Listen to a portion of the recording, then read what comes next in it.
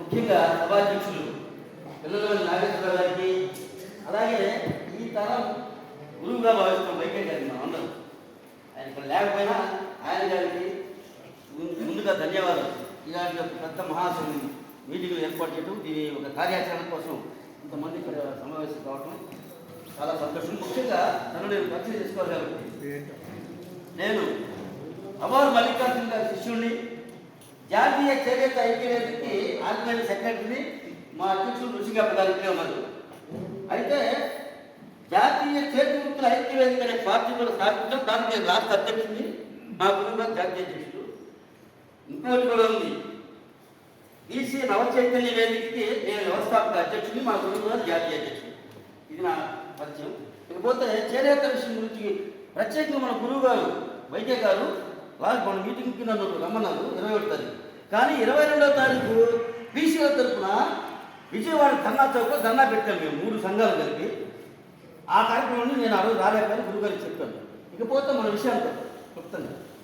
సమస్యలు ఎప్పటి నుంచో మీరందరూ పెద్దలందరూ చెప్పినట్టుగా వల్ల వేస్తూనే ఉన్నాం. 11 రకాల చట్టాలు, లేక మాకు ఏమి మాకు అందరికీ చేనేతలకి సబ్సిడీ తీసేసారు, అవి తీసేసారు, ఇది ఇవన్నీ సమస్యలు పక్కన పెడతాం, అందరికి తెలిసి. ముఖ్యంగా బ్రదరు బుధవారపు బాలాజీ చెప్పినట్టు మనం రోడ్డుకి ఎక్కడనే మనకు పనులు జరగవు. అసలు ఈ రాష్ట్రంలో 5.5 కోట్ల జనాభాలో చేనేతలు నాకు తెలిసినంత వరకు 50 లక్షల మంది ఉన్నాం. ఒక 20 నియోజకవర్గాల్లో మనం ప్రత్యేకంగా ఒక ప్రత్యేకత కలిగిన మన సామాజిక వర్గాలు ఉన్నాయి. 18 చేనేత కులాల్లో 20 నియోజకవర్గాల్లో, ముఖ్యంగా 10 నియోజకవర్గాల్లో మనం పిలిచి తీరుతాం. ఉదాహరణకి 1,00,000 ఓట్లు, సుమారు 1,00,000 మంది జనాభా ఉన్న ఈ మంగళగిరి మన చేనేత రాకపోవటం ఏంటి అంటే, మనం దొంగట్లు అన్నింటూ ఎందుకు వస్తుందంటే కుదరదు.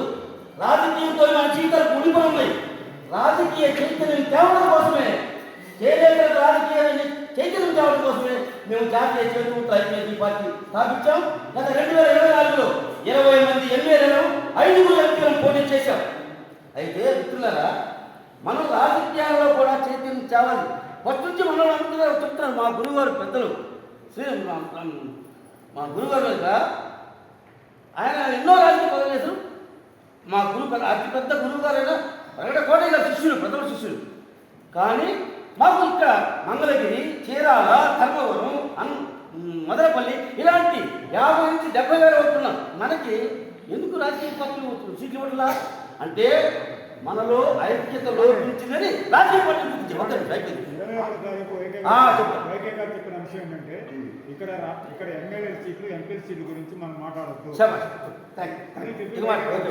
అందుకని అయితే మనం రాజకీయంగా కూడా చైతన్యం చెందాలి, చైతన్య స్ఫూర్తిని పొందాలి. ప్రగడ కోటయ్య గారి ఆయన స్ఫూర్తి మనలో రచించడం కోసమే ఈ 2 మాటలు చెప్పాను తప్ప రాజకీయ ఉపన్యాసం కాలే కాదు. ముఖ్యంగా 23వ తారీఖున మన కమిటీ అంతా నిర్ణయించినటువంటి ధర్నా కార్యక్రమానికి 23 ధర్నా కార్యక్రమానికి మా 3 సంఘాలు కానీ పార్టీలు కానీ జాతీయ చేనేత ఐక్యవేదిక సంఘం పార్టిసిపేట్ చేస్తుంది. జాతీయ చేనేత ఐక్యవేదిక పార్టీ మా బీసీ సంఘం కూడా దీనికి ప్రత్యేకంగా మేము ఎంతమంది సాధ్యమైనంత జనాలు తీసుకొచ్చి ఈ సభను జయప్రదం చేస్తాం. ఆ ధర్నా కార్యక్రమాన్ని నేను ఈ సభ కూడా ధన్యవాదాలు.